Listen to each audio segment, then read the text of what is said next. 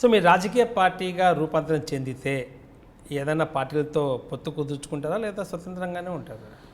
ముందు 25 ఏళ్ళ ఉద్యమ ప్రస్థానాన్ని మేము చాలా సమీక్షించుకోవాల్సి వస్తుంది. ఒక మాట చెప్పాలంటే రాజకీయ పార్టీగా అవుతారు. నేను అదే చెప్తున్నాను.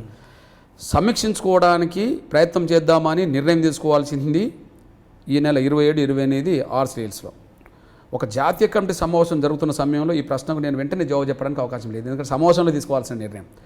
27-28 అంటే మా జూలై 7 రావడానికి 40 రోజుల టైం ఉంటుంది.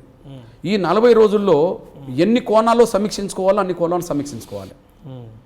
ఎంఆర్పిఎస్ వచ్చినాక మాదిగలో వచ్చిన సామాజిక చైతన్యం ఏంది, ఎంఆర్పిఎస్ వచ్చినాక పీడిత కులాలకు తెలంగాణలో లేదా ఉమ్మడి ఆంధ్రప్రదేశ్లో ఏం జరిగింది కదా.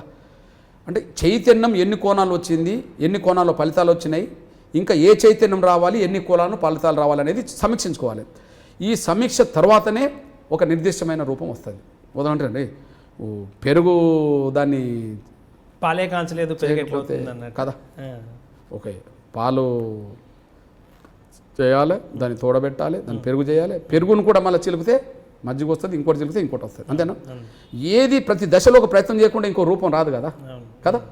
ఒక దశ నుంచి ఇంకో దశకు పోవాలంటే ఒక ప్రయత్నం సీరియస్గా. అంటే ఇప్పటికే మీకు దేశవ్యాప్తంగా అన్ని రాజకీయ పార్టీలపైన అవగాహన ఉంది, అన్ని రాజకీయ పార్టీల అధినేతలతో కూడా సత్సంబంధాలు ఉన్నాయి. సో మీ యొక్క వర్గీకరణ, మీ యొక్క న్యాయమైనటువంటి ఈ యొక్క డిమాండ్ సాధన కోసం 25 సంవత్సరాలు ప్రయాణం చేసి సాధించింది ఇప్పటివరకు అయితే ఓన్లీ సమీకరణలు ఒక స్టేజ్ వరకు తెచ్చుకున్నారు. అల్టిమేట్గా మీ గోల్ ఇంకా రీచ్ అవ్వలే. సో రాజకీయ పార్టీగా ఎదగాలనుకుంటున్న మీకు రాజకీయ పార్టీల అండదండలు అవసరమా అన్నది నా క్వశ్చన్. ఏది రాజకీయ పార్టీల అండదండలు ఉందా లేదా అనేది నా క్వశ్చన్ మీకు. నేను ఏంటంటే ఎంఆర్పిఎస్ సోషల్ మూమెంట్గా ఈ దశకు తీసుకొచ్చింది. మీరు అన్నట్టుగా 25 ఏళ్ళ పోరాటం కాదు, 25 ఏళ్ళలో మొదటి 15 ఏళ్ళు పోరాటం సాధించడం జరిగింది, అది అయిపోయింది. ఇప్పుడు అసలు పోరాటం జరుగుతున్నది రెండో దశ. ఈ రెండో దశ పోరాటం ఇప్పుడు 15 ఏళ్ళు. ఈ 15 ఏళ్ళు మనం లెక్కలోకి తీసుకోవాలి, ఎందుకంటే ఆ పోరాటంలో 5 ఏళ్ళు జరిగింది, 22,000 ఉద్యోగులు వచ్చింది. నాకు తెలిసి ఆ పోరాటంలో ఫలితాలు ఎక్కువ అనుభవించాను. ఓకే, ఇప్పుడు ఈ 15 ఏళ్ళు, ఈ 15 ఏళ్ళ పోరాటంలో లక్ష్యం మిగిలిపోవడానికి కావాల్సిన ఏ శక్తులు మనకు అడ్డం వస్తున్నాయి, ఆ శక్తులు ఎక్కడి నుంచి మోహరిస్తున్నాయి కదా, మనం అక్కడికి వెళ్ళడానికి మార్గాలు ఏంటి అనే విషయం అసలు ప్రధాన చర్చ.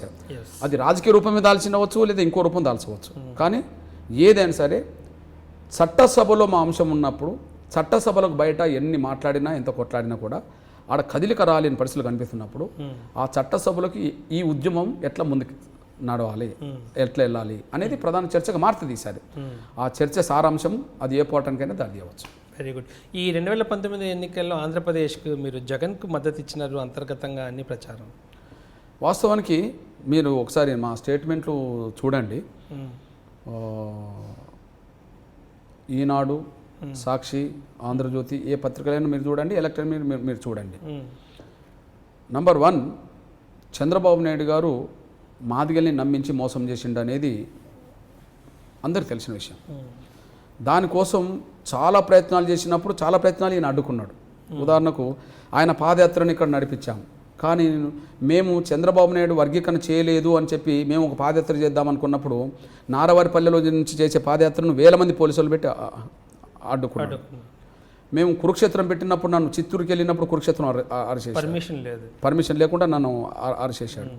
అసలు ఆంధ్రప్రదేశ్లో అడుగు పెట్టడానికి అవకాశం లేకుండా 3-4 సార్లు అరెస్ట్ చేసి నన్ను హైదరాబాద్లో తీసుకొచ్చి వదిలేశారు.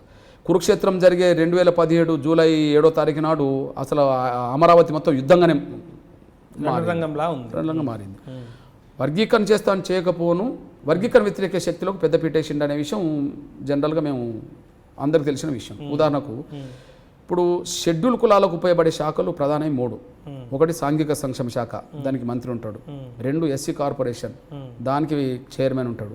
3 సాంఘిక సంక్షేమ శాఖ SC/ST కమిషన్, దానికి చైర్మన్ ఉంటాడు. దళిత క్రైస్తవుల్లో కూడా చైర్మన్ ఉంటాడు క్రైస్తవ కార్పొరేషన్కు. 4 అంశంగా ఈ 4 ఒకే వర్గానికి ఇచ్చాడు. ఉదాహరణకు సాంఘిక సంక్షేమ శాఖ మంత్రి ఎవరు ఇప్పుడు? నక్కానంద్ బాబు, కులం మాల. ఎస్సీ కార్పొరేషన్ చైర్మన్ ఎవరు? జూపూడి, కులం మాల. ఎస్సీ కమిషన్ చైర్మన్ ఎవరు? కారం శివాజీ, మాల. 2 దళిత క్రైస్తవుల కార్పొరేషన్ చైర్మన్ ఎవరు? మద్దిరాల మేనిమాల. అంటే దళితుల అభివృద్ధి కోసం పాటుపడడానికి 4 శాఖలు పనిచేస్తే ఏ నిధులైనా ఆ 4 శాఖల ద్వారానే గ్రామాలకు అందాలి, ఏవైనా సరే. ఆ 4 శాఖలు ఒక వర్గాన్ని చేతులకి పెట్టాడు. వర్గీకరణ విషయంలో మోసం జరిగింది, దళితుల అభివృద్ధి కోసం తీసుకొచ్చే ప్రతి పథకానికి సంబంధించిన అంశం వాళ్ళ చేతిలో పెట్టడం జరిగింది. ఇది నమ్మించి మోసం చేసిండని చెప్పి మేము ప్రచారం చేసుకుంటూ వచ్చాం. ఓకే, ఇది ఆటోమేటిక్గా ఎవరికి రావాలి? ప్రతిపక్ష పార్టీకి పోతుంది, సహజంగా పోతుంది. కానీ ప్రతిపక్ష నాయకుడి మౌనం కూడా మేము ఎండగట్టుకుంటూ వచ్చేసాం. ఉదాహరణకు చంద్రబాబు నాయుడు 2014 ఎన్నికల్లో 100 హామీలు ఇచ్చిండు, 100 హామీలు విస్మరించిండు అని చెప్పి ఒక సాక్షిలో, ఎలక్ట్రానిక్ మీడియాలో, ప్రింట్ మీడియాలో రాసుకుంటూ వచ్చేసారు. జగన్ 100 ప్రశ్నలు అని చెప్పి. ఆ 100 ప్రశ్నల్లో ఎస్సీ వర్గీకరణ ప్రశ్న లేదే. ఎవరిది? ఎస్సీ వర్గీకరణ చేసి పెద్ద మాదిగన అవుతున్న చంద్రబాబు నాయుడు నువ్వు ఎస్సీ వర్గీకరణ చేయకుండా మోసం చేసిన మాదిగలని మాత్రం ఇలా లేదు. మేము జగన్మోహన్ రెడ్డి గారు ఇక్కడ తెలంగాణలో ఒకసారి వరంగల్కి ఓదార్పు యాత్ర చేస్తున్నప్పుడు ఓదార్పు యాత్ర అందరూ అడ్డుపడితే నేను ఒక్కరిని స్వాగతించాను. ప్రజాస్వామ్యంలో భారతదేశంలో ఏ అభిప్రాయం కలిగి ఉన్నా కూడా వాళ్ళు తిరిగే స్వేచ్ఛ అందరికి ఉండాలి. వాళ్ళు ఏదన్నా అభిప్రాయం కలిగి ఉండవచ్చు. ఒక అంశం పట్ల అందరిది ఒకే అభిప్రాయం కలిగి ఉండరు కదా. కానీ భిన్నాభిప్రాయాలు ఎలా ఉన్నా తిరిగే స్వేచ్ఛ అందరికి ఉండాలని చెప్పి నేను ఆయనను స్వాగతించాను. రెండోది, ఆయన విజయవాడలో రైతుల కోసం 1,00,000 దీక్ష పెడితే నేను పోయి మద్దతు ఇచ్చాను. గుంటూరులో దీక్ష పెడితే నేను మద్దతు ఇచ్చి వచ్చాను. ప్రత్యేక హోదా కోసం వైసీపీ బంద్ కాలు ఇస్తే నేను ఒంగోలు పోయి బంద్ కాల్లో పాల్గొన్నాను. నేను అట్లా మేము ఆయన పట్ల, వైసీపీ పట్ల మేము సానుకూలంగానే ఉన్నాం. అంశాల పట్ల ఇప్పుడు ఆయనను తిరగొద్దన్నారు, తిరిగితే తప్పేందని చెప్పాను. తెలంగాణ వ్యతిరేకించి పోయింది అనుకోండి, అయితే ఆయన వ్యతిరేకించిపోతే తెలంగాణ అంతా ఆగిపోతుందా? మాట్లాడే స్వేచ్ఛ అయితే ఉండాలని చెప్పి నేను మాట్లాడిన ఉన్నాయి. ప్రజా ఉద్యమాలు చేస్తే నేను అండగా నిలబడ్డాను రికార్డు పరంగా. కానీ కురుక్షేత్రం జరిగింది ఎక్కడ? అది మన టోల్ గేట్ ఉన్నది కదా, మంగళగిరి, విజయవాడ గుంటూరు మధ్యలో మంగళగిరి టోల్ గేట్ కాడ జరిగింది. జూలై 7 ఎంఆర్పిఎస్ నిర్బంధం, అరెస్టులు, పెద్ద యుద్ధం. అన్ని ఎలక్ట్రానిక్ మీడియాలో, అన్ని ప్రింట్ మీడియాలో ప్రధాన శీర్షిక అదే. కానీ July 8, 9 YSR Congress party plenary సమావేశాలు అక్కడనే, అదే స్థలంలో అక్కడనే ఉన్నాడు. కానీ దీన్ని ఖండించలే. జూలై 7 నిర్బంధం, యుద్ధం జరిగింది. జూలై 8 అదే స్థలంలో, ఒక 2 ఫర్లాంగ్ల దూరంలో మన డయాసు, వాళ్ళ డయాస్.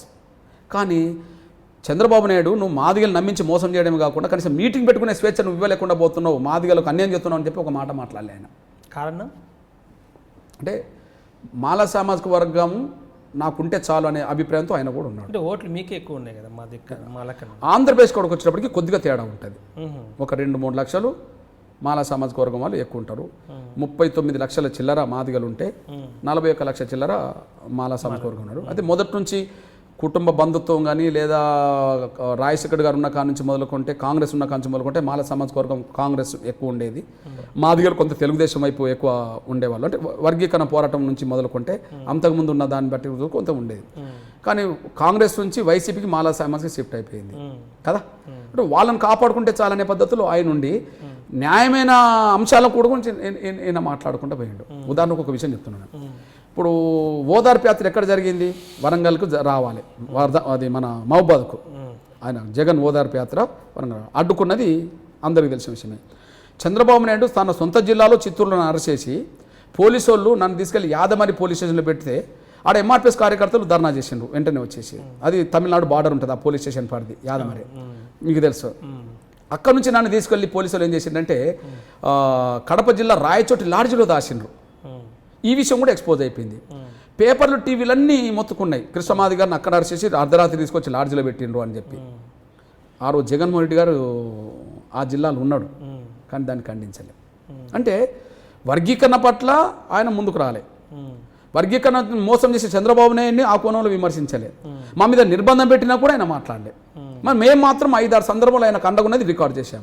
కాబట్టి మేమేం చేశామంటే లాస్ట్కు ఓకే, నమ్మించి మోసం చేసింది చంద్రబాబు అయితే మన పక్షాన మాట్లాడకుండా మౌనంగా ఉన్నది జగన్. కాబట్టి మౌనంగా ఉన్న జగన్కు ఓట్లేయడం కంటే, మోసం చేసి చంద్రబాబు ఓట్లేయడం కంటే ఓటు చైతన్యం గల ఎంఆర్పిఎస్ కార్యకర్తలు నోటకేసుకొని మన అసంతృప్తి, ఆవేదనని బహిరంగ తెలియజేయండి అని చెప్పి నేను చెప్పడం జరిగింది. అది జరిగింది. మీరందరూ కూడా ఐ డ్రీమ్ ఛానల్ని సబ్స్క్రైబ్ చేయాలని కోరుకుంటున్నాను. For more videos, please subscribe I Dream. For more videos, please subscribe to I Dream. మరిన్ని వీడియోల కోసం ఐ డ్రీమ్ సబ్స్క్రైబ్ చేయాల్సిందిగా విజ్ఞప్తి చేస్తున్నాను. మీరు చూస్తున్నారు ఐ డ్రీమ్ న్యూస్ని. మీరు చూస్తున్నది ఐ డ్రీమ్ న్యూస్. అంటే కళలని నిజం చేస్తూ ప్రజలకి నిజాలని కళల ద్వారా తీసుకొచ్చే ఐ డ్రీమ్కి my best wishes. For more videos, please subscribe iDream. And I'm very much satisfied with the way interview went on. Kindly subscribe to iDream. For more videos, subscribe to iDream. And loads of fun entertainment and content. Do watch